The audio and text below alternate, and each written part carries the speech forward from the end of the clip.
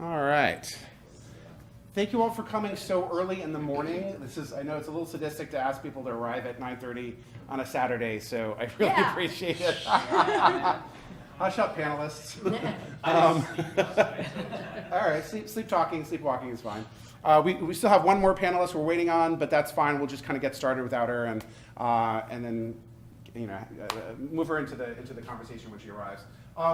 But my name is Justin Hall. I'm one of the organizers of this conference, and I've been a Bay Area cartoonist for a long time. I've been in San Francisco for almost 25 years now, and I'm still kind of madly in love with the city. And one of the exciting things for me to have this conference here at CCA was to also locate it and ground it in the San Francisco Bay Area, which has been the home of so much incredible cartooning over many different decades. So I'm really excited for this panel of Bay Area folks who've been making comics here for spanning a big amount of time. Hey! I'm so sorry. No worries, absolutely. I think there's a seat over there, so we haven't even really started. So the idea was also to, a lot of attention has been paid to the San Francisco Bay Area as the kind of epicenter of the underground comics movement. That's comics with an X. That came out of the 1970s. So that's a huge part of San Francisco comics history, but then a lot of comics have happened since then. So I kind of wanted this panel to focus a lot on that. We're lucky enough to have Lee Mars jump on the panel, so she will kind of talk a little bit about that, the kind of earlier history here, and herstory here, and be able to kind of reference that. But a lot of comics have happened since that time, so this will be a snapshot of some of that, a cross-section of some of that stuff.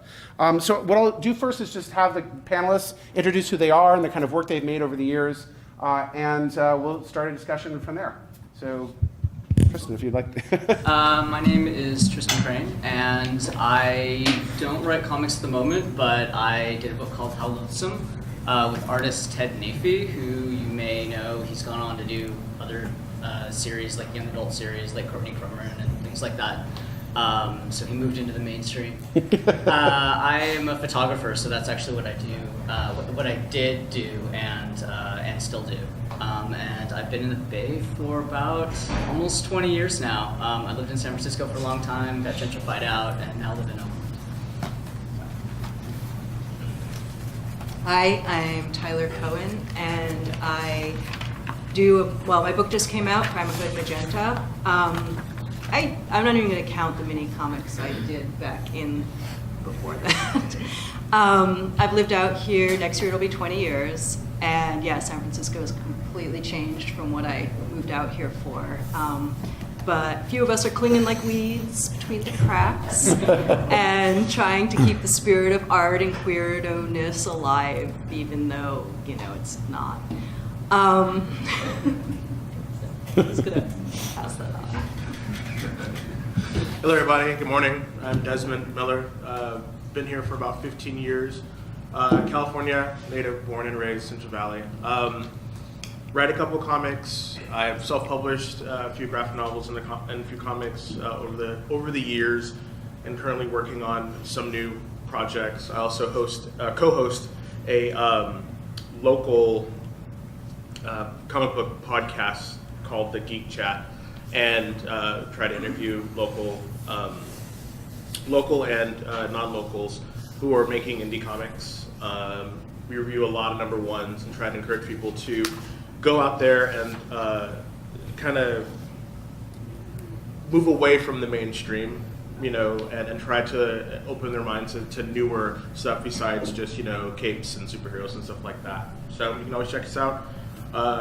New shows weekly on SoundCloud. We've been doing it for about 3 years now. So yeah, if you ever want to be on the show, contact me, thegeekchat@gmail.com. Or you can join our Facebook group too. So I'm Ed Luce, the creator of comics. This is sort of an atypical cover, which I realize now you can't really see. And that's self-published, the single issues are, but Fantagraphics publishes collections of that work. And I have a suspicion I'm on this panel because my moving to San Francisco coincided with me starting to make comics. So I'm sure I'll talk about that at some point today. I'm Lee Mars. I moved here in 1969. that's in the mists of the past, to work for KPIX. I was a graphic artist for TV stations. But within 2 weeks, they had a reorganization. Last hired, first fired. But I was already smitten by the city, mesmerized, and actually still am, although I moved to Berkeley many years ago. I have done tons and tons and tons of comics. The latest, a compilation, is The Further Fattening Adventures of Pudge Girl Blimp, which is all about the life in San Francisco in the 70s. With a foreword by Gloria Steinem, by the way. Wow. Hey. My name is Mari Naomi. I don't currently live in San Francisco, but I did until a few years ago. And I lived here I think I moved here when I was 7, so in like 1980. I make a lot of autobiographical comics. I used to write comics about San Francisco and all the great places here for sfbay.ca. I would do restaurant reviews and stuff like that, and reviews of my favorite parks and stuff. So I'm very connected to San Francisco. I'm also the creator and administrator of the Queer Cartoonist database and the Cartoonists of Color database. If you don't know about it, you can just type in cartoonistofcolor.com or queercartoonist.com, and it's just basically what it sounds like. It's a list of people, sometimes with images and their websites. And if you want to be involved, you can just add yourself by going there and go to the FAQ. I'd love to have you. And yeah, I think that's it. And donate to it if you can. No, there's no donation. I took out the donation You took button. it all? It's gone. Oh. It's, well, it's I just still for think free. we should all thank Mari for making these databases because they're really important. You're here. Thank you. I figured maybe we can start with Lee here, since for this historical perspective about what San Francisco and the cartooning scene was like back when you arrived. You said you arrived in 1969. Did you immediately kind of get into cartooning at that point, or was there a little bit of a learning curve there? I was already doing cartoons, but I didn't learn about this being the center of underground comics until I was running a feature service for college newspapers and underground papers called Alternative Features Service. And where our office was located was right off Telegraph Avenue. So there were head shops back in the day, and I began seeing that here were comic books that had all kinds of things in them. I had worked on comic strips for Tex Blaisdell when I was in college, helping to do backgrounds for Prince Valiant and Little Orphan Annie and On Stage and various things. But here was something that you could own yourself and you could express your ideas. So I began to look into this. I met Trina Robbins, who had just finished putting out It Ain't Me, Babe. And so I became one of the founding mommies of the women's comics. 12 years, yay. And there's just a big, beautiful collection of all this work now, right? Yeah, and if you buy them here, be careful. People trying to carry this huge thing home have come down with hernias. But you could also kill someone with it, which, or defend against bullets, I think. I mean, there's some practical applications. Or if you're being mugged, you could drop it on their foot. Yeah, right. I wanted to add, I remember you once telling me about this moment with being one of the founding mamas, and I think you told me that there was a lot of red wine and clouds of pot smoke kind of involved, and I definitely have this kind of evocative image of 1970 in San Francisco in the Last Gasp studios or whatever, and a group of these ladies kind of getting together, and how many meetings happened before the work got done, or like how did this work? None of us can remember. Fair enough. But the pot, because we were meeting in people's homes and there were, little kids crawling around, the pot was in the brownies. And I think we can attribute to the lack of rancor and disagreement among the women to the brownies. That's the moral of this story.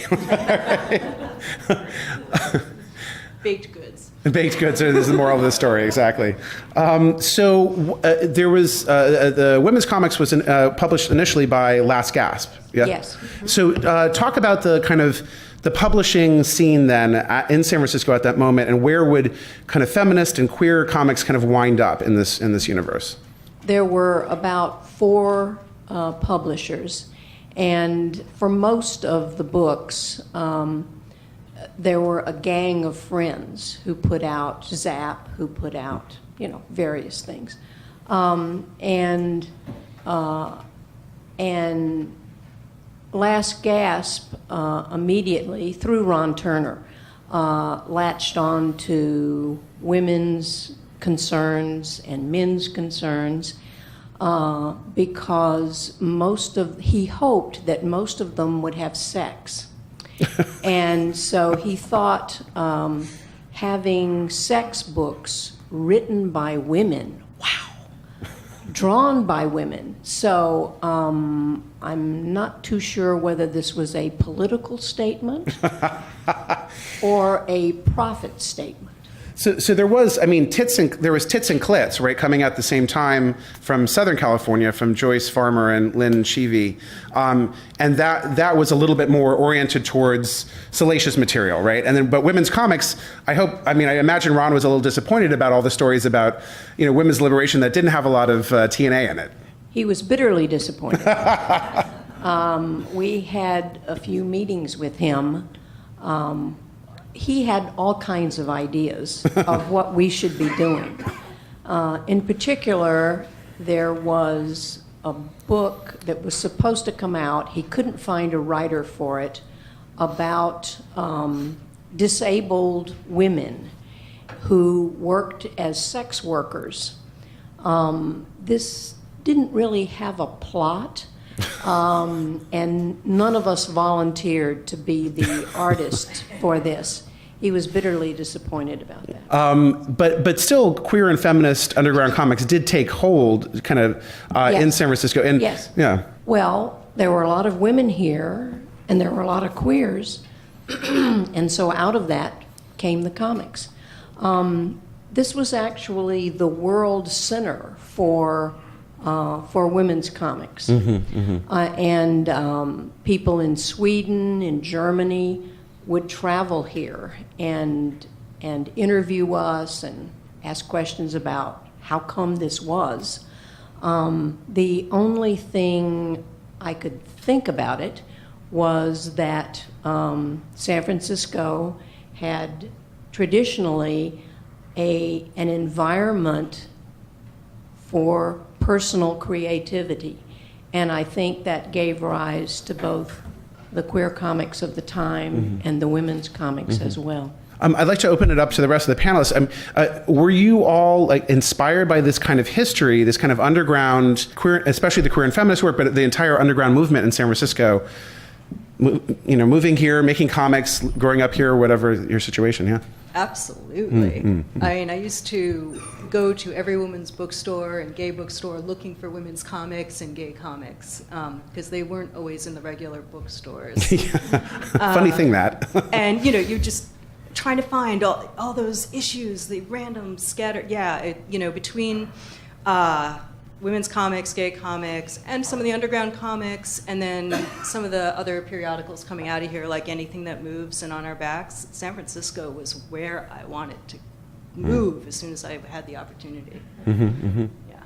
I was definitely, there was one collected all of those. But Real Girl was one that I remember. But I mean, I was super into the anthologies because once I realized that I liked comics at all, I was naturally drawn to comics by queer women because that's what I was starting to realize at that time that I was. So yeah, that was really an exciting time. Yeah.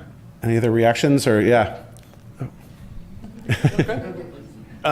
Yes, I've again been reading comics for a very long time, and I started with, X-Men and all that stuff. But as my sexuality started to develop, and I realized that I liked boys or men, I started and then defined those gay comics, like gay comics or the old drummer comics with drum and all those.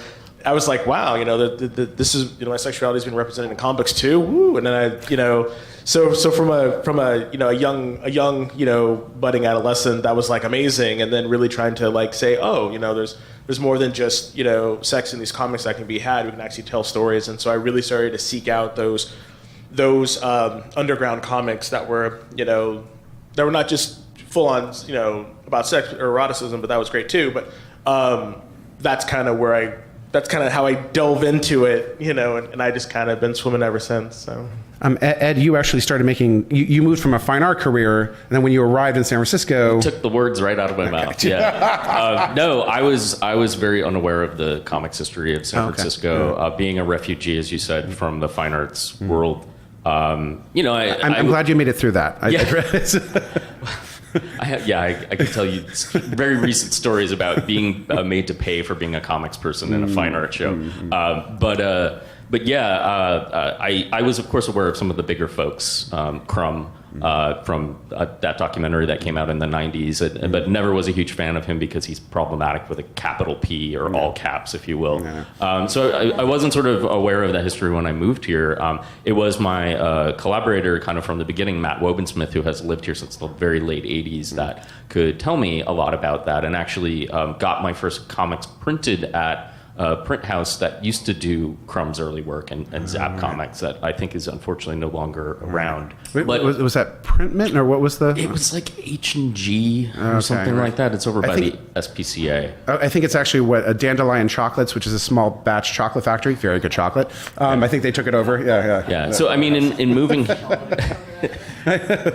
In moving here, I was able to catch up quickly, meet people that were involved in it, just going to a couple shows. The sort of dearly departed Ape, I know it's still around, but it's not around in a form that most of us recognize. But yeah, I feel lucky that I was able to kind of come here and immediately absorb a lot of that and put that directly into my work. I remember how I met you was you were working at Flax at the time, and then you came running up to me. You were like, Yes. "Are you Justin Hall?" I was like, "Well, yeah." And I said, "How do you know that?" And he said, "Well, you look like your pictures. The pictures you draw of people, which is." Not something that an artist always wants to hear, because that's the danger of always drawing all of your characters that look like you. So, and still, you're welcome for that rock star moment that I gave you. I'm so into that. Thank you. Yeah, exactly. Tristan, did you come into comics? I mean, did you understand this kind of comics history here in San Francisco when you started making this? I didn't at the time. I'm also from the Central Valley. Yeah. So when I was younger, my goal was just to get out of there and move to San Francisco. But I started, like a lot of us, started reading more mainstream stuff, started reading X-Men and that kind of stuff.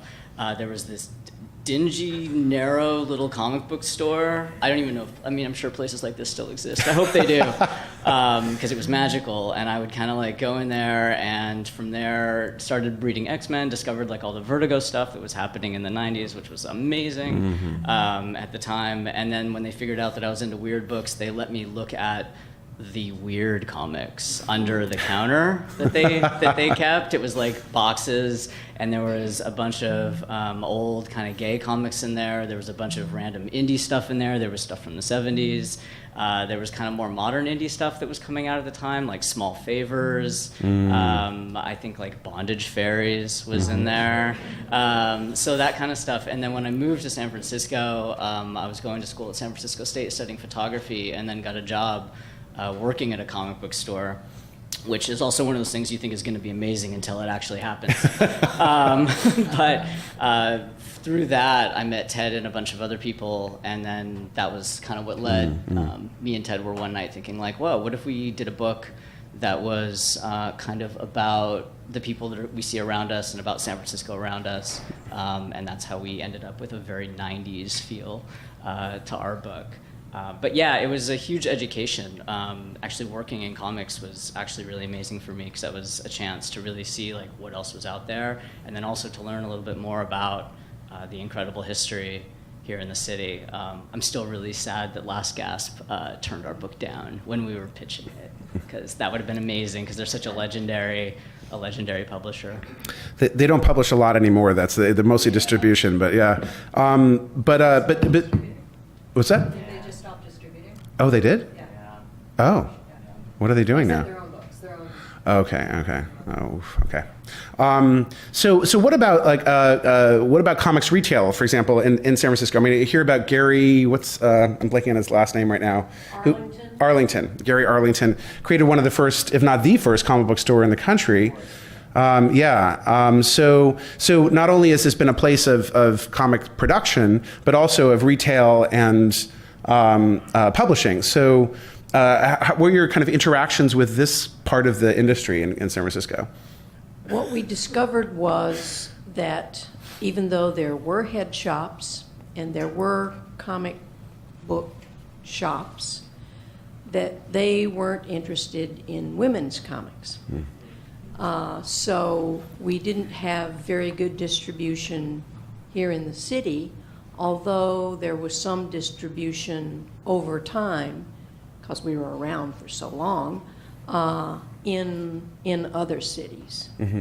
But I think the fact that no really mature, grown-up distribution system evolved for those stores was the reason that most of them failed. They were, for the most part, most of them operated out of cigar boxes. There wasn't even a cash register. And how greasy were those dollar bills? But Tyler, you were saying that you found most of these comics through women's bookstores, queer bookstores, maybe anarchist bookstores. So talk what was happening with that? But then I worked in a comic book store too in the 90s in Chicago. I actually even managed one for a year and a half, and that taught me that business is not my future. But what it allowed me to do was read the entire breadth of what was out there, and there, so I had a really broad view of the medium. And I also helped to spread the word on, all the weird stuff. Yeah. And especially stuff by women. And I have to say, I increased sales in that store by 20% because women and queer folk felt safe coming in there when I was there, and I also would set up whole displays around. Back then, they were called alternative comics.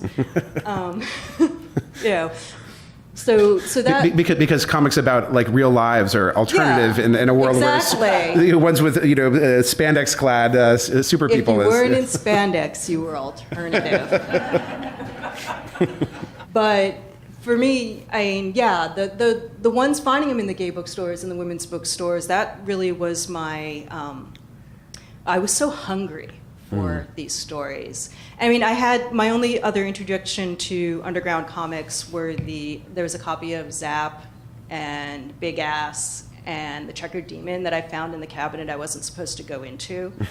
But I was, But they planted themselves in my imagination and my unconscious. That was like 12 or something, forever, and probably forever changed my aesthetic. Or maybe just reached my aesthetic. And so that was also the other thing about finding, going to the gay bookstores and the women's bookstores was just seeking other kinds of comics language. Because I just, I just sucked in that medium any venue I could get it through. I mean, like when I was younger, it was like Highlights magazine and like, Richie Rich because you didn't have many choices around, Archie Richie Rich, and then I did find a great little hole-in-the-wall comic book store when I was about 9 years old. The next town over, I would bike over to, and they had a 10-cent bin, which was great. But I grew out of the stories that were available in that 10-cent bin, and also I was really seeking female characters, and I had Supergirl and Wonder Woman, and also the stories that ended up in the 10-cent bin were usually those giant special short story, but my only prize really out of that was Tigra. So Tigra and Zap were probably my formative. That probably actually says a lot about that. That actually makes so much sense now. I suddenly understand Primazons. I understand your books now. Yeah, I know. Well, she was a defender of an underground cat race. Right. I mean, talk about a metaphor, first of all, for living a secret life and having community that is invisible, and it was a woman doctor that converted her. Wow. So here I had so that was whatever. Now I'm just babbling and rambling. It's interesting to hear about some of the history of stores and retailers in the Bay Area, because my entry point was much more recent, even though I've been here for about 10 years now. And I think three of us on the panel could definitely attest to the power of Isotope comics, just in having sort of seen how the sausage is made, having worked there in the past. But I feel very lucky to live a half a block from there, because they were very, James and Kirsten were very supportive, instrumental in whatever early success I had, and Mission Comics too, for that matter. Owned by heterosexual folks, they're very open to carrying everybody's work. And I mean, you had your Heart to Swallow signing there. Yeah, which is about as gay as it can possibly get. It's really to hear about how these places used to be hard to find, and holes in the wall, or closets, or what have you. Those stores have been really helpful in breaking us to a larger audience. Those stores are very superhero mainstream driven, so you can go in, and then James is right there to hand you our books, or to say, well, if you like that, you'll like this thing that's a little bit more of a deep cut that maybe you haven't heard about. So that kind of investment, I think, is unique to San Francisco, and James is always the first one to point out that archetype spread to other cities. You have secret headquarters that really copied his sort of business model. Floating World, I'm sure Jason Levian would attest to that. Bergen Street Comics, he's always referred to those stores as his kids. So I think that template is maybe not necessarily a uniquely San Francisco thing, but certainly I think it definitely spread from here, and it couldn't have started without some of the places that you guys were talking about. Definitely, we have a really long history of very colorful comic book store proprietors in San Francisco. Which I feel like there's a conversation right there. I mean, before James, there was Rory Root. Even Brian Hibbs, all controversial people. Every single one of them. And Gary Arlington. Gary Arlington was quite the really, character. Really a character. I have a whole lot of stories there. But that would make an amazing mini comic, right? The retailers of San Francisco. It would make an amazing book, because these guys they're all crazy, and I mean that in the best way possible. But when I was in high school, I used to cut class and drive to Berkeley and go to Rory's store, Comic Relief.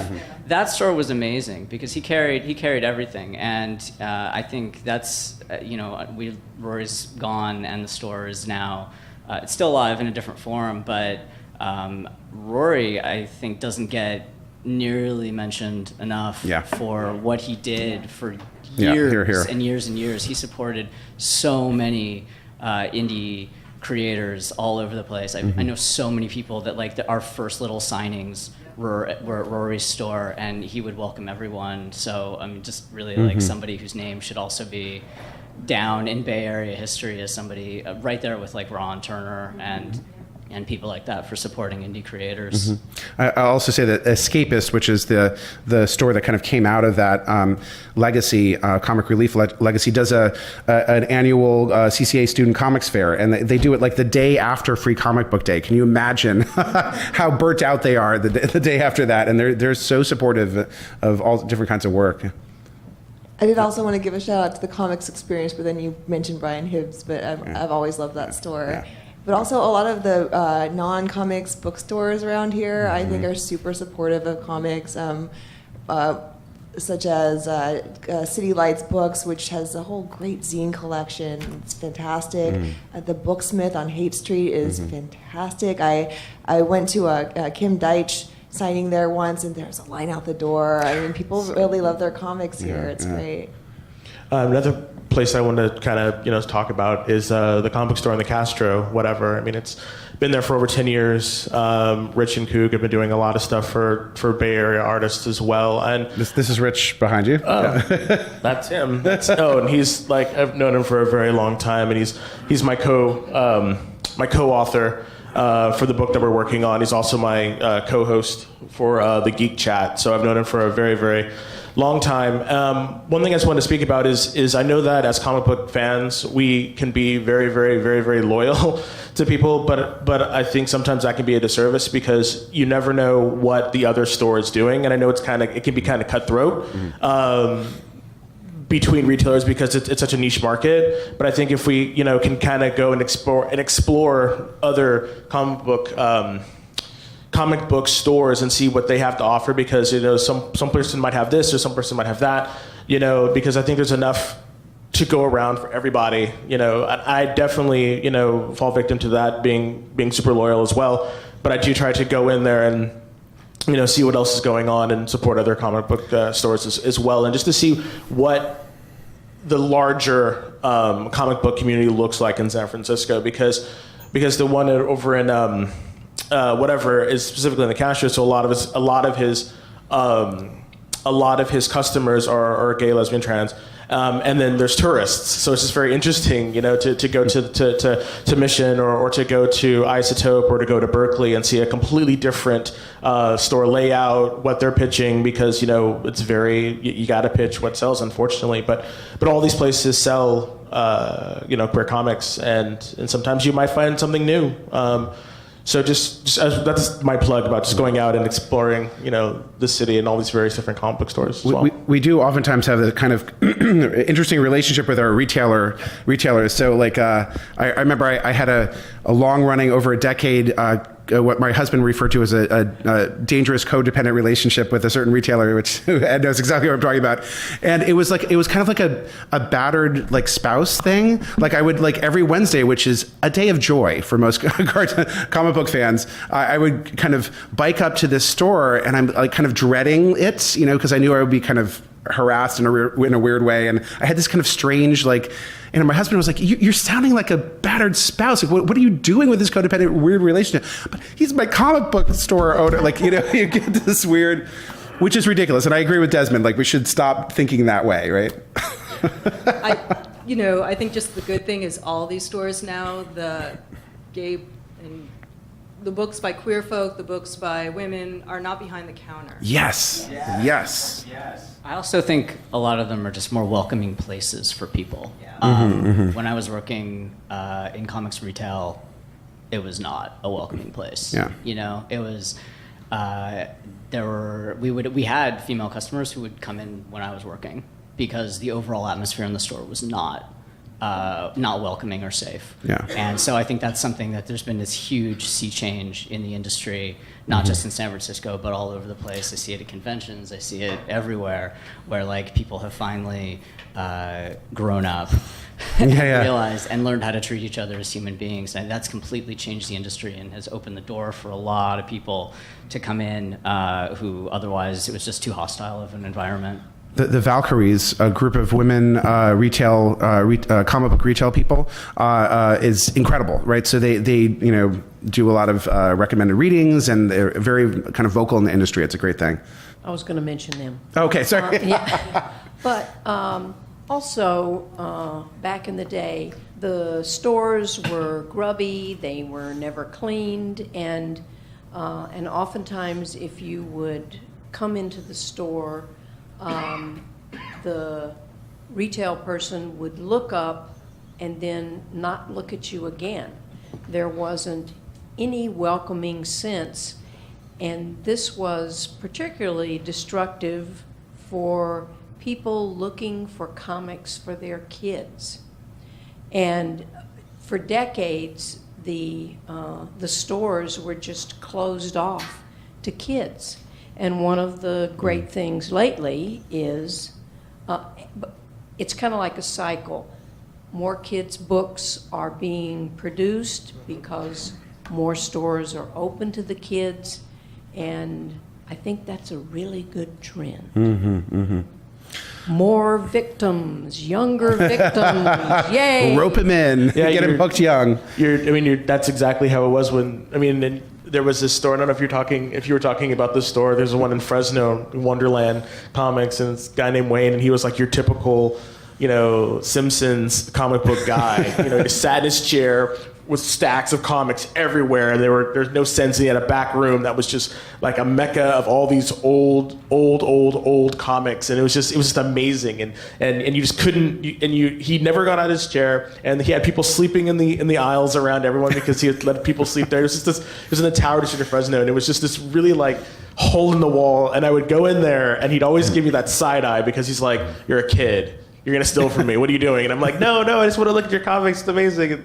And then there was, but then there was another store at Heroes, and it was just like this big, beautiful, lights everywhere, and it was like very inviting, and it was just these two different polar, opposites, and it's like I always found such cool stuff at like both of those places, and it was just so weird, just the experience is just bizarre.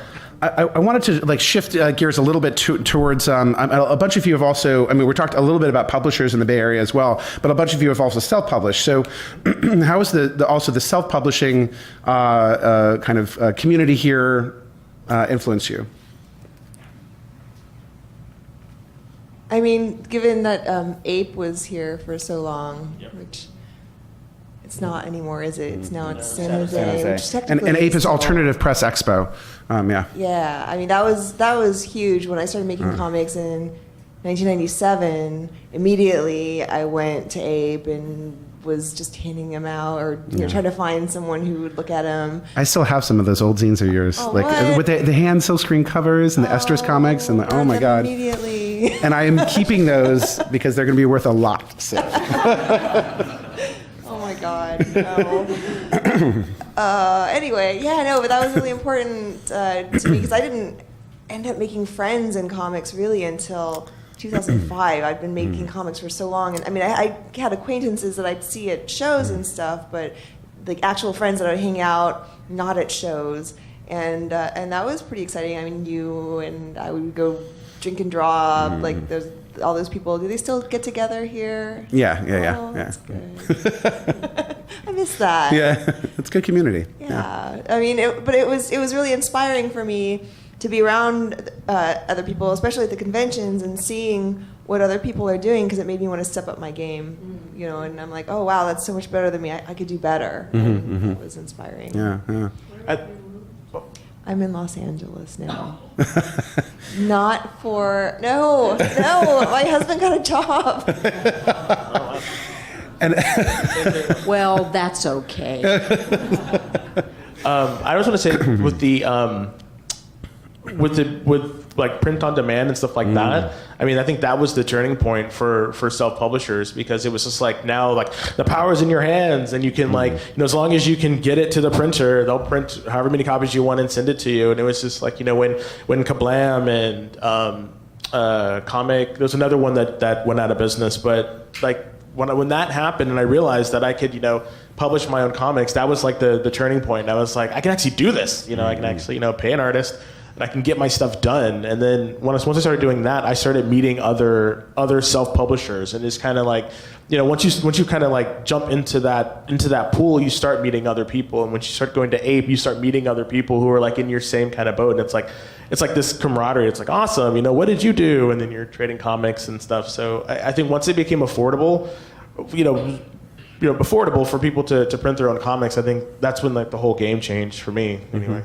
I also wanted to kind of ask specifically about with San Francisco, the influence of San Francisco. I think about the things that kind of make this area really interesting, and you've got kind of, it's rich kind of layered history, and both comics and otherwise. It's diverse populations, it's progressive politics, and it's sheer beauty, right? So those are kind of, so how have your comics intersected with any of those subjects, I would say? Well, when I moved to San Francisco, I ended up just by chance living in the Haight, and down the block was the Hells Angels, and then across the street was a convent. And they had huge parties together, right? We had the safest block in San Francisco. But our house is in Pudge Girl Blimp, and the entire environment is in the book, and a lot of the city scenes are also in the book. I think the beauty of the city is inspirational. If the fog holds off and you have a good day, you can just go out to a cafe and be inspired. So it's a real inspiration just to be here. Mari, you've got a great comic here. Sorry, we're going back and forth on all this stuff. I mean, since I grew up here, so this is It's also, yeah, sure. that one's, I guess they're all applicable. No, go back to the other one. So that was, okay. No? So this is my first acid trip when I was 14.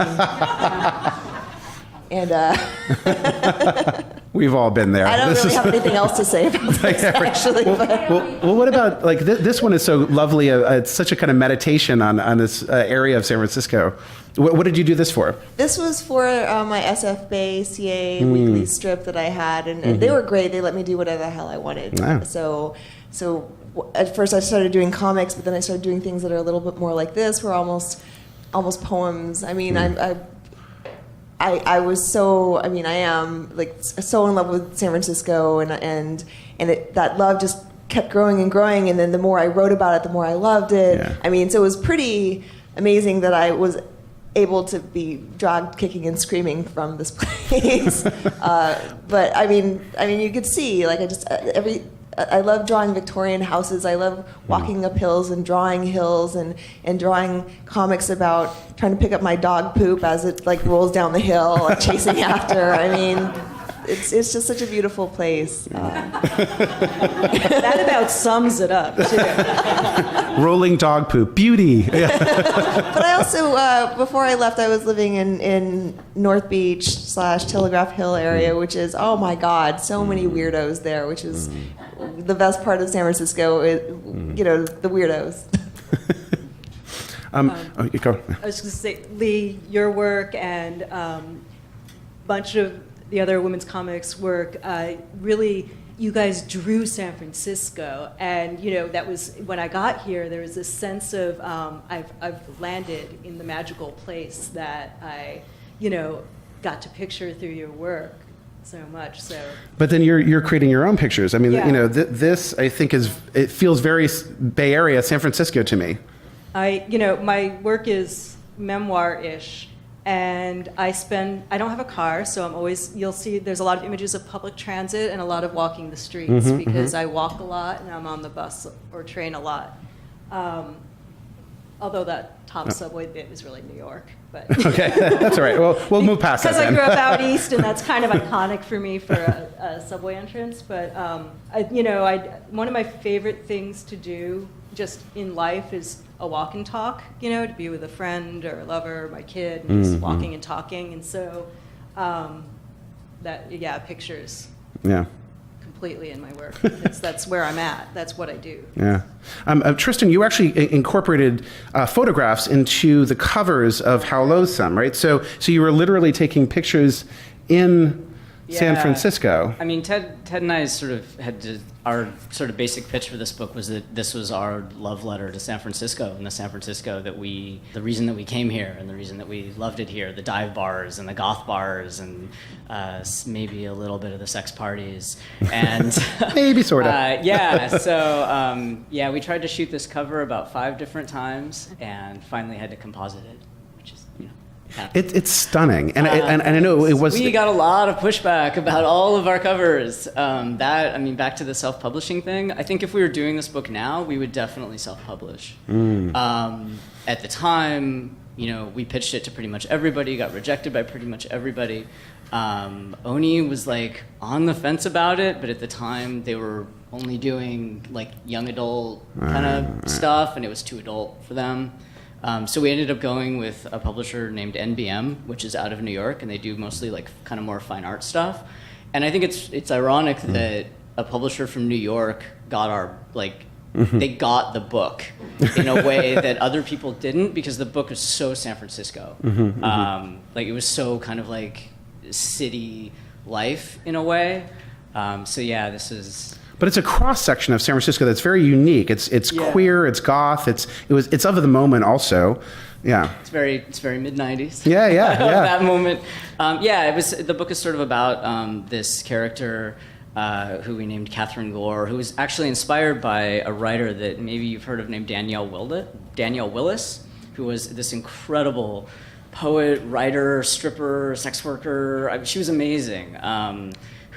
She's actually still alive. She's living a very secretive life in North Beach, actually. But both Ted and I were really inspired by her writing, and we kind of based our character around her as this sort of pansexual, can't tell if she's a man or a woman, doesn't really matter, who kind of cut the swath through a number of different communities.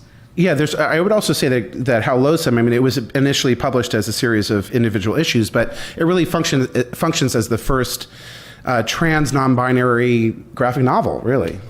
Maybe? Yeah. Yeah? I don't know, maybe. I feel like it's a really big, I don't know, it's a really big thing to say. It's a big thing to say, but it's I get in the sense that we were fortunate enough to get picked up by a publisher. They were able to bring it out in a format which at the time was really cost prohibitive for self-publishing. Now, maybe less so, but at the time, they did like a hardcover graphic novel. The covers were in color and things like that. So I think that allowed us to kind of get into spaces that we didn't otherwise. I think that kind of helped us. Although working with the publisher ended up having some negative repercussions as well, because there was no dialogue, not enough dialogue at that time around how to handle stuff, and so they did things like they outed personal details about our lives and press releases and things like that, again, in retrospect, like if I had had the option to self-publish and to have that control, that's something that I would probably actually choose to do now rather than work with a publisher.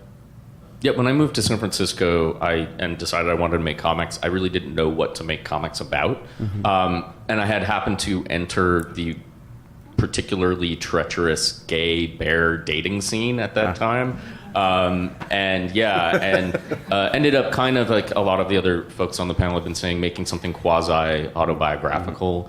But the uniqueness, you have a comic called Only in San Francisco, and I think that applies to a lot of what we're talking about, in our own personal work, where I can present a group of characters who are all in a band and also all romantically involved in a sort of polyamorous relationship, and that is something that folks that live here can relate to. And I think that was a testament to the early success of what I was doing. There was some resonance there, but it also became a little sort of like gateway for people who didn't live in cities with quite such a thriving gay population. It was kind of an introduction, an initiation. They educated themselves through that because San Francisco, it's a cliche to say, was such a character in my book. There was a curiosity, so it was able to function as kind of like a little bit of a kind of a messed up manual. It's certainly like some of the stuff I was saying, could upset people. Yeah, is definitely from just my perspective. But I do feel like I didn't know what to make a comic about, and living here really gave me a template for that early on.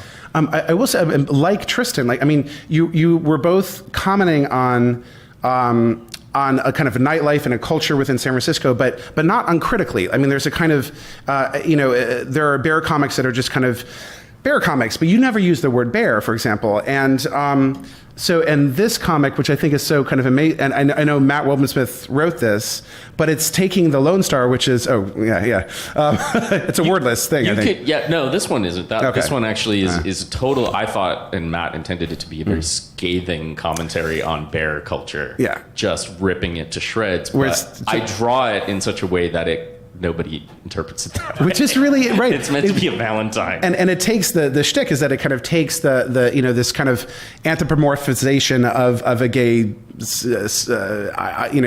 subculture, which is bears, right? And instead it replaces it with pigs, and everything is. We're not even going there in the Big Boys panel later today, so don't even ask. We get to go there here. It's remarkable, and because San Francisco is also the origin of bear culture in a lot of ways. That the Lone Star was a very important bar, but. You could very easily interpret my early comics as being slut shaming, and they're really not. That I know that they believe me. I know very passive. Never been said directly to my face, but I know that that's a sort of passive judgment that people have made. It's not. That's not what I'm trying to say at all. And I know your history, so like. I could burn your ear off if you found me outside of here at a bar. Don't worry about it. But that's kind of a continuation of what brought me out here, and so many others of where gay comics and women comics were like able to reach people who weren't here, to like me or other people, seeking those other stories and seeking other visions of how to be a queer person in this world. You don't want it to be prescriptive, but it's just another vision, some light out there. Yeah, I mean, Lee and Mari, you both did. Lee, I don't know if it's exactly memoir, but there's a kind of memoir feel to Pudge, Girl Blimp, and certainly Mari does a lot of stuff where, and certainly dealing with the idea of the kind of sexual kind of adventurousness and openness of San Francisco, which is remarkable, and certainly I've explored this stuff too. I love it, but also looking at it potentially critically and in more complex ways. Sure. Yes. And yes. Well, how do you kind of, because Pudge came out in 1975, and I think, as far as I really can think of it, as the first kind of out bisexual character, and that's remarkable. Well, I just drew what I saw and what I experienced, and all the stories here are true. These are things that happened to my friends or me. And so it was kind of a dictation process filtered through one character. And this made for a lot of material, but the reception for the books was pretty much universal panning. I mentioned in another panel how the women's bookstores and the head shops reacted negatively to just having a fat lead person. And so they didn't bother to read the book or look at it. They just condemned it.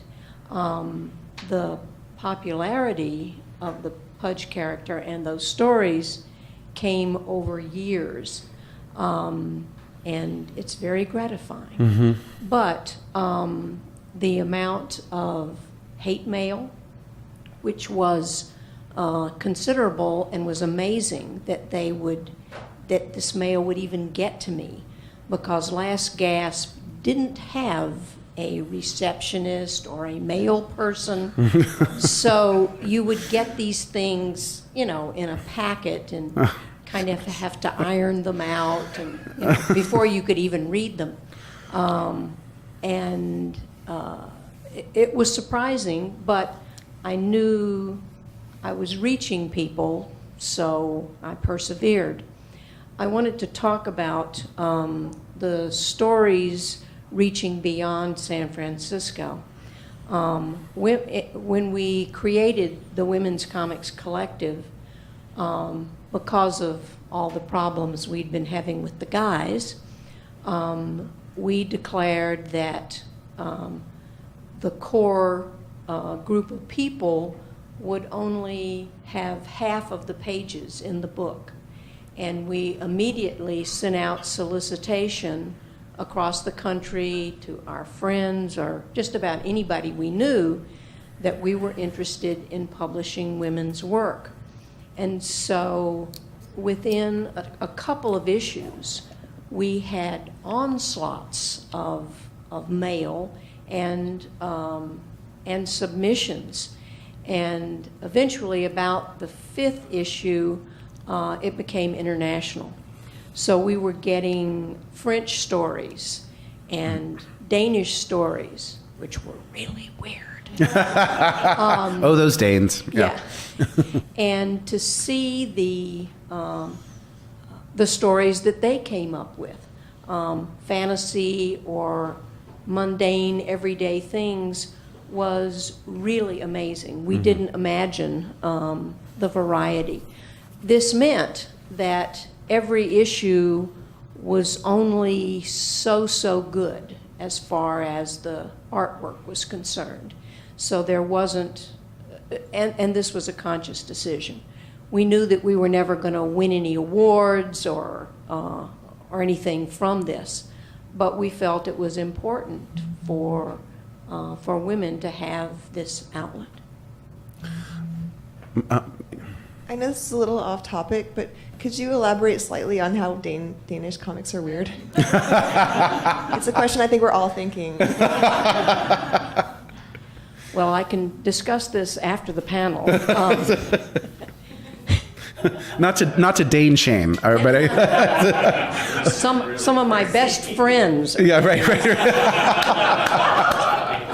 Actually, some of my relatives-in-law are Danes. So.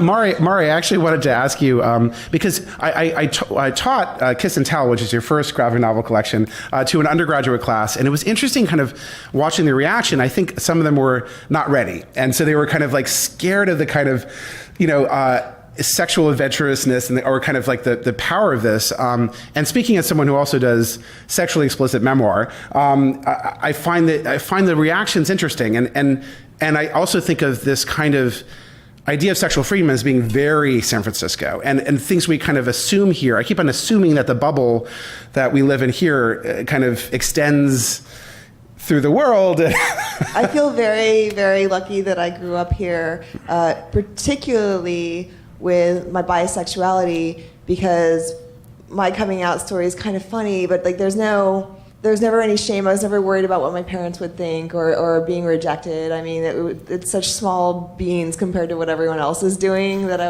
when I realized that I was bisexual, it was an exciting moment where I'm like, oh wow, more opportunities, And I was pretty promiscuous too, so like it just, a stereotypical bisexual whatever, but like I had a lot of fun with it, and so I mean, I think that kind of reads in Kiss and Tell is that there was no shame. I never felt embarrassed by it. Mm-hmm.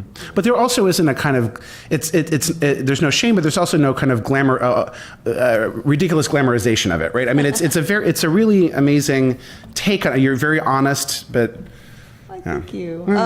But back to the San Francisco thing, I was just remembering, and I don't know if this adds to the conversation, but there was someone who told me long after the book came out that she moved to San Francisco after reading Kiss and Tell because she was so. Yes. Which I didn't even realize that San Francisco was a strong figure in the book, but now looking back, I'm like, oh, look at the Golden Gate Bridge, blah, blah, blah, there's the Palace of Fine Arts and stuff, but like, when I wasn't consciously doing that, it's just, in my blood. Yeah. Tristan, I was just thinking that you're talking about the character who really inspired. Who really inspired. I also did a collaboration with Susie Q, who's a sex worker here in the Bay Area. Yeah, so this is also kind of a very this kind of notion, kind of sex positive, sex worker positive thing, which is very unusual in San Francisco. Yeah, we plotted out 3 different graphic novels of the series, and in the future we had a character who was a male hustler. We pissed off a lot of people too. We definitely got some hate mail, some of it good critique, justified. Other times we just got people who were confused because our main character was bisexual and pansexual, and we had a storyline where she got picked up by like this beautiful goth couple who thought they wanted a unicorn and turned out they didn't. And so there's a little snark, there's a thread of sort of like snark and critique running through the book that people didn't always like. They also didn't like that they couldn't really categorize it, that we were doing a book that was gay, but really didn't have a single gay cis man, except for this one kid who was a hustler and a heroin addict. And people were like, why would you write that into a book? That's such a terrible thing to write. So we got a lot of kind of pushback on stuff like that. But again, this was based on what was around us, not necessarily on real people. We combined people and things like that, but we're sort of trying to tell the story of like, it's not always a pretty story, but it is a pretty story. It's just not a stereotypically pretty story. Was kind of the point that we were trying to make. It's so beautiful, not pretty, or maybe I don't. We can. We also had a character who's a trans woman who came out of the drag scene, and that was something that was like still is really controversial at the time, and we thought a lot about how to put that in, and I'm still not quite sure that we did it right. But again, like the sort of San Francisco has always brought together lots of different kinds of people into one place, and I think that that's something like the diversity of just everybody's work up here. Like that is the city. Like there isn't like a simple story. I think about a lot of people here. So thanks for recruiting.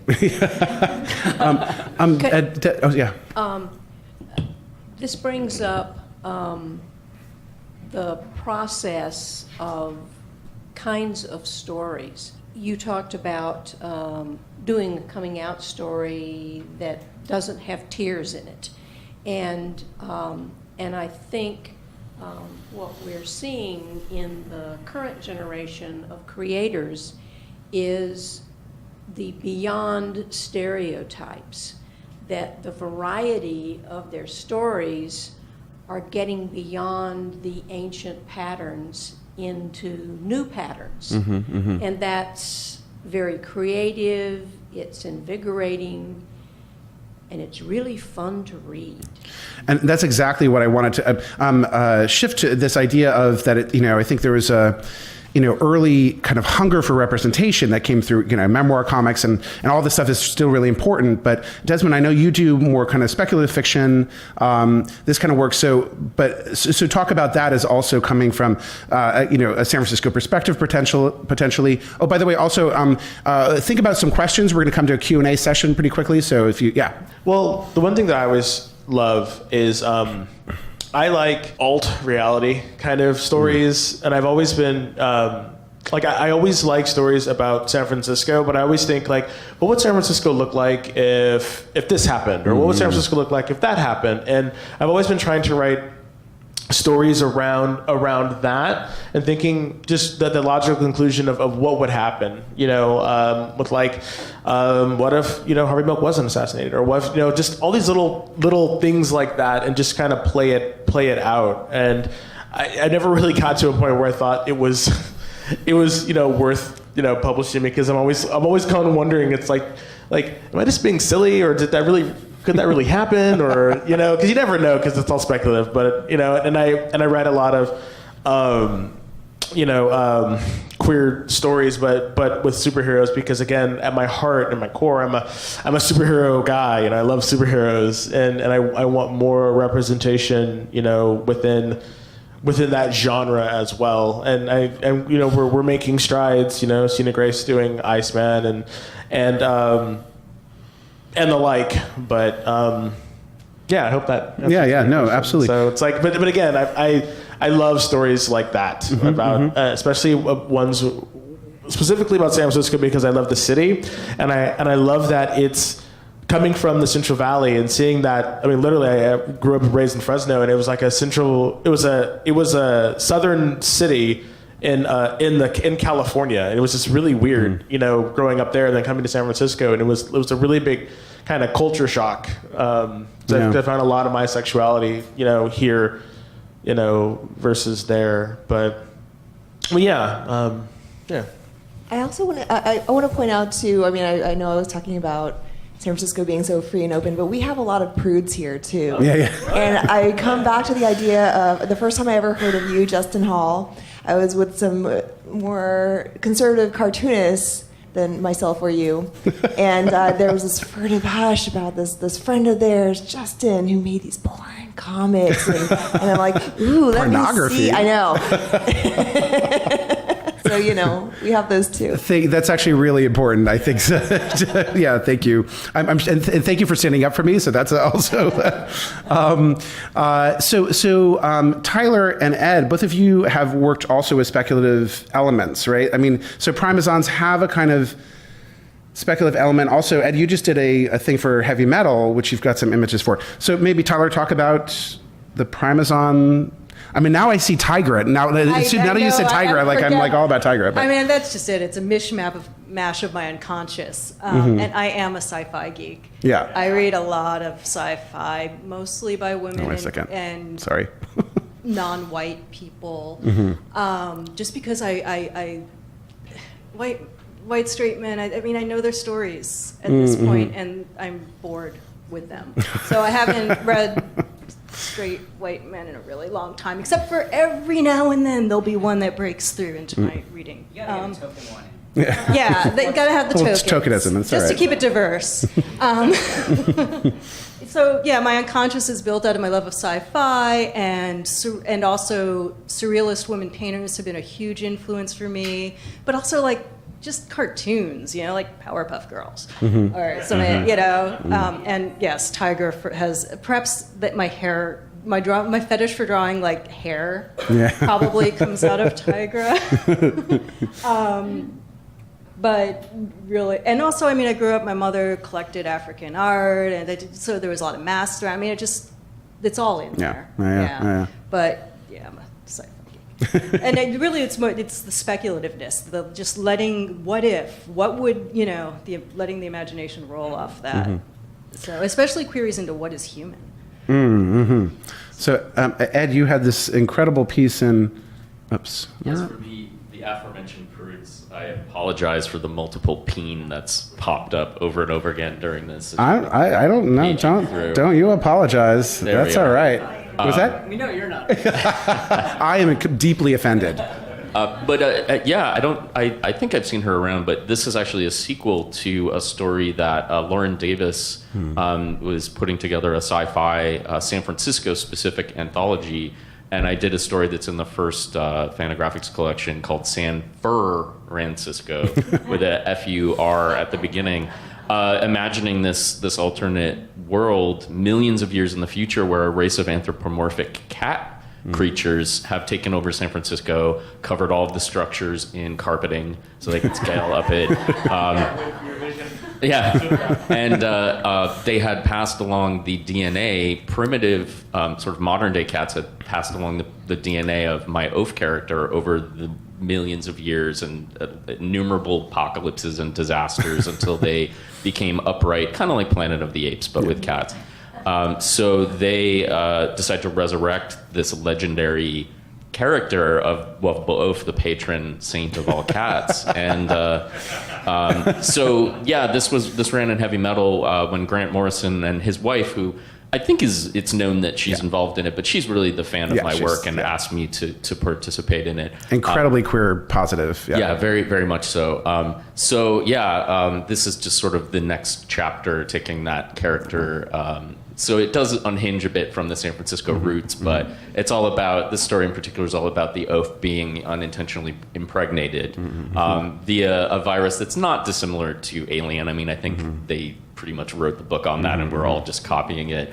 But I wanted him to give birth in the most painful sort of phallocentric way possible. So it is my Tagame sort of nod as well. Exactly. And at the end of this, you can see he has cat DNA in him. They had to, via Jurassic Park, fill in the holes in his DNA with cat DNA instead of reptile. So he has nipples where a cat would have nipples. And at the end of this, he does produce milk so he can feed his offspring. So he has a Which nice. is- It was heavy metal, so there had to be breasts in it, but I just wanted to do my version of breasts. Which is also, I mean, again, kind of, a lot of bear culture in a kind of, can oftentimes, when it presents itself in the most boring way possible, is kind of just this idea of kind of hyper masculinity, and people like you or Tagame are like, okay, well, let's twist this and see what happens when you take a large hairy man and you inject kind of feminized elements and genital mutilation. And genital I mutilation, wanted that right? in there. Exactly. Bam. I wanted to open this up to potential some questions from the audience. So, does anyone have any questions? I need to know, does he give birth to kittens? No. I actually don't even have a copy of it here. I would show you. They're sort of like the creature that impregnates him is sort of octopoidian in a way. So it's like a fusion of him and the octopoid. It's very alien. Oh, wait, so you've got octopus, human, and cat all like, that's a mix. And dangerous, a little dangerous for sure. Any questions from the audience? All right. Yes. Larry, now living in Los Angeles, do you find a huge difference between the LA comic scene and the San Francisco comic scene with creators or the work that they make? Really good question. So the question was whether there's a difference, for Mari, whether there's a difference between the LA comic scene and the San Francisco one. Well, most of the LA comic scene used to be in San Francisco, so it's pretty much I'm hanging out with the same people. So yeah, we're all transplanted. But seriously, there a lot of people in LA are in the animation industry. That's how they all got out there. I am not, and don't plan to be. So even though I'm around those people, like it's almost like a work party for them, where I'm more sociable. I don't know. It's more of a fun party for me if I'm around other cartoonists. But there are a bunch of holdouts like me. Yeah, a lot of the people that I know I don't know. Cartoonists are kind of in their own world. I see people at all the conventions, and I forget whether they're from Vancouver or Chicago. I mean, they all blend together, and so of course they're gonna end up in LA at some point. And I don't know. We're all our own. I can't. It's too early in the morning. I can't get a word to it. So do you? I mean, so for example, doing a book launch in LA, does that feel different to you than doing one in San Francisco? It's kind of the same as here. There are a lot of similarities. There's a very different literary community there, but I feel like comics are pretty much the same everywhere you go. Though I will say, I did a LA launch for Hard to Swallow that you came to actually, and I noticed like the traffic patterns are like, you have to think about that when you decide what time your book launch is. You did on the west side, Wow. which was really far, and I only went to the west side because I love you. Oh my God, thank you. And I didn't even understand what that meant until LA people were like, you don't know, like. The next time you come to LA, I will find you a place where you will get people who are not angry to be there. Okay. Fair enough. I mean, I don't even know how to drive, so in Los Angeles, I'm like, yeah. Neither does anyone else. Good point. Any other questions? Yeah.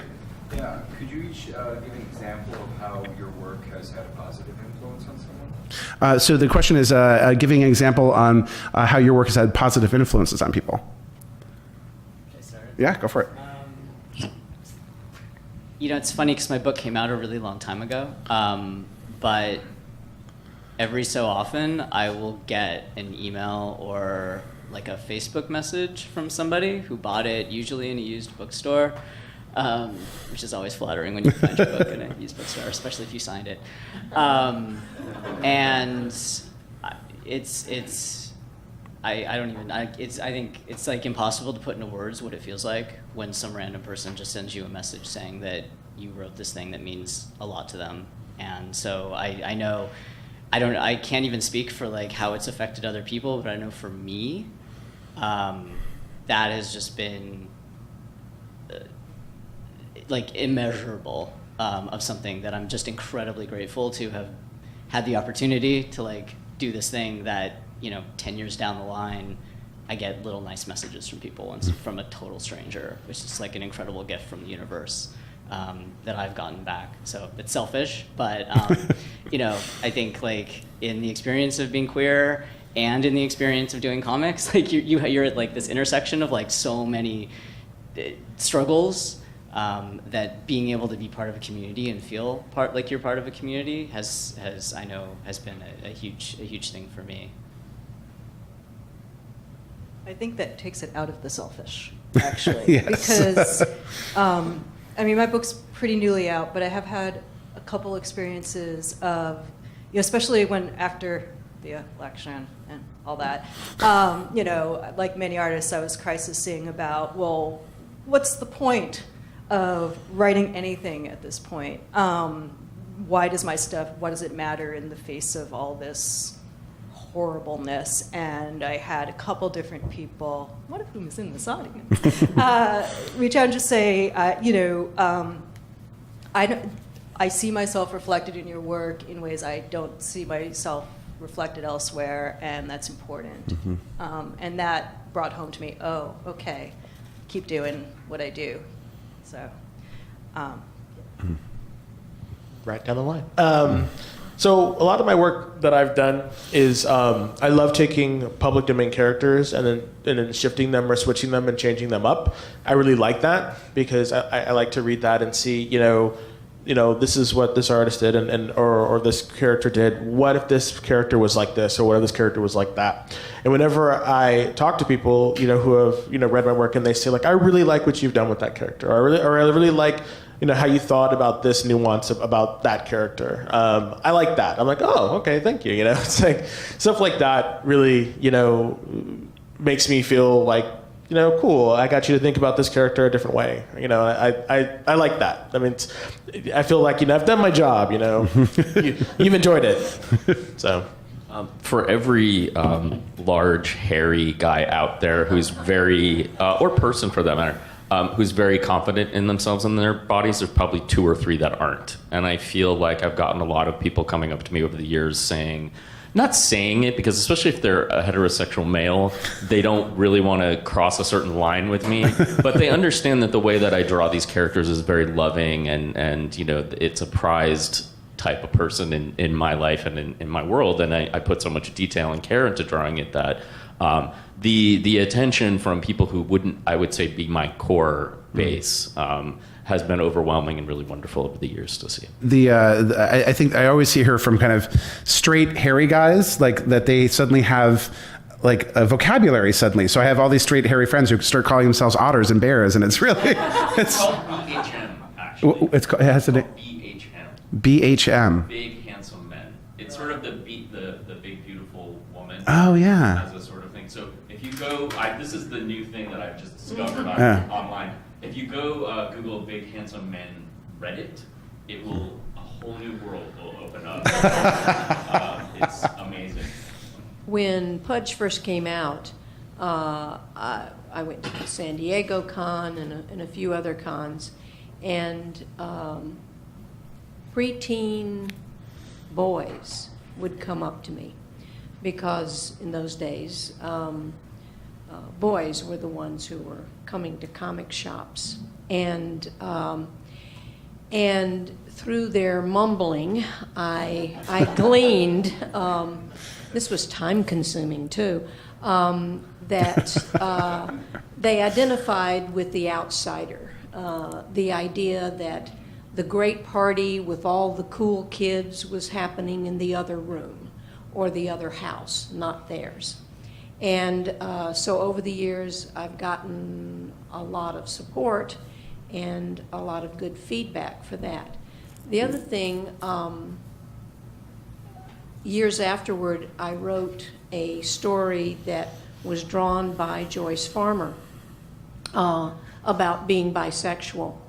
And this got me letters and emails from, again, really young people who were confused about who they were interested in. It was entitled My Deaf Groin.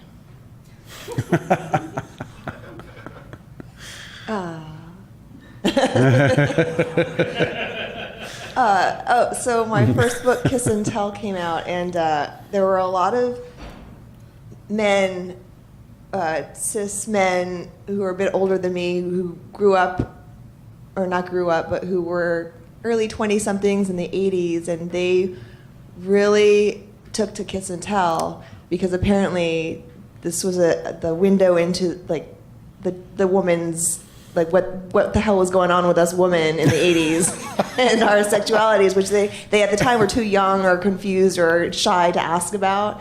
That was really surprising. There was also, after my book Turning Japanese came out, and also Kiss and Tell, I get a lot of really young, half Asian people who are just excited to see them, like someone like themselves on a page, which I never got to see. So, but I think my databases probably are my biggest contribution to other people. The other stuff's all narcissism. Any other questions? Enlightened narcissism. Enlightened narcissism. That's what we all do. Yes. Is there a depiction of San Francisco in not necessarily comics, but other media that, like, for you is like quintessentially San Francisco that you're like in love with? Armistead Maupin's Tales of the City. Oh yeah. So the question was about other representations of San Francisco and other media that particularly resonates. Yeah. I mean, I when I was trying to convince my my mother-in-law to move here from Ohio, I sent her all the books, and she did. It really worked. Yeah, and she got to meet Armistead Maupin with me. And he was a great cathedral. He's super nice, and I just that whole. I've read those books again and again and again. Also. Did you see Valencia? Michelle T. wrote this book in the 90s. I love that book. Called Valencia. Yeah. It's a classic. If you haven't read it, go get it. It's incredible. And they made a movie about it. Or it was, I think, like 13 or 15 different filmmakers took different chapters and made it. And that's definitely worth tracking down. I like terrible movies, so I'll watch any movie where the Golden Gate Bridge gets destroyed. So, was it X3? X-Men, yeah, right? Usually by a large octopus, I think. I see, now that would be a movie. It's Incredible Hulk did it. Yeah. Geez, yeah, just watching the bridge blow up was like, no! San Andreas. Yeah. You know, very. Oh my God. Sorry. That's an entire other panel, I think. Vertigo. Oh yeah. Vertigo, definitely. Yeah. And there's one that I always forget is Guess Who's Coming to Dinner? That was San Francisco too, and I remember watching that for the first time, and I was like, "Is this in San Francisco?" And my husband's like, "Yeah." And I'm like, "Oh my God!" And I was just like, And so, what was the first moment you realized that? Was it like shots of the buildings, or was it was the first it was the shots of the buildings and everything like that, but then it was the scene where they're driving down Geary and they go past Mel's Diner on Geary, and I was like, "Oh my God, that's so cool!" You know? The Dirty Harry movies, for me specifically, Magnum Force. In the 90s, I rented out this apartment that was way too small and way too expensive, specifically because they had filmed most of the movie in my apartment, and he had sex, movie sex, with a small Asian woman in my living room. And you could see it clearly in the movie. You know Mark Eustace, right? Yes. Okay, there's on YouTube a very deep cut from the 80s film called Whatever Happened to Susan Jane that I really pulled a lot of stuff. If you can find that on YouTube, there's a ton. You'll look at it and go, God, Ed is so unoriginal. He just lifted huge chunks of this very deep cut film, like mostly characters, like little coy references. But Whatever Happened to Susan Jane, actually Matt uploaded the videos that are on there. Oh, nice. So yeah, that one's, and it's horribly politically incorrect. There's a song called Caucasian Guilt on it that is but yeah, I would definitely try and check that out. Also, for 90s raver scene, has anyone seen Groove?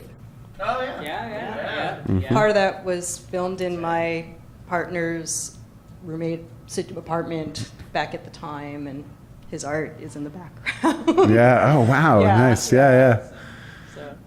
There was when I first moved here the first time, I kind of arrived and didn't know anything about really anything, and there was a film playing at the Lumiere that was blanking on the name, but it's a bunch of coked out drag queens doing as Barbarella basically. So anyway, I don't know. Was it? Yes, Vegas in space. Thank you. And that like kind of changed my life. You know, landing in San Francisco, not really knowing what San Francisco was, and then, you know, strolling down the street, I was like, I'm going to watch this movie, and being like, holy shit. Like, I have landed. So I'm going to give a quick plug about a thing that I did a long time ago, and it's terrible. And but if you're bored and you want to watch me and a friend of mine make an amateur film about San Francisco and horribly semi-autobiographical, go watch Souls of Splendor. It's a movie I made a couple years ago. It's really short. It's on YouTube. If you want to laugh at me, go ahead. It's called Laugh Souls of with Splendor. you. Laugh with you. Yeah. Has anyone seen Colma? That's my favorite. Colma's great. Also, that documentary on the Cockats. Oh, that's amazing. That is amazing. Yeah, for sure.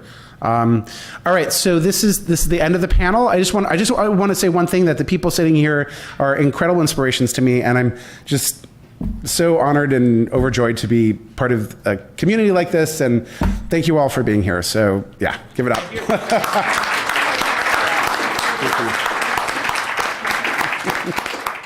Thank you.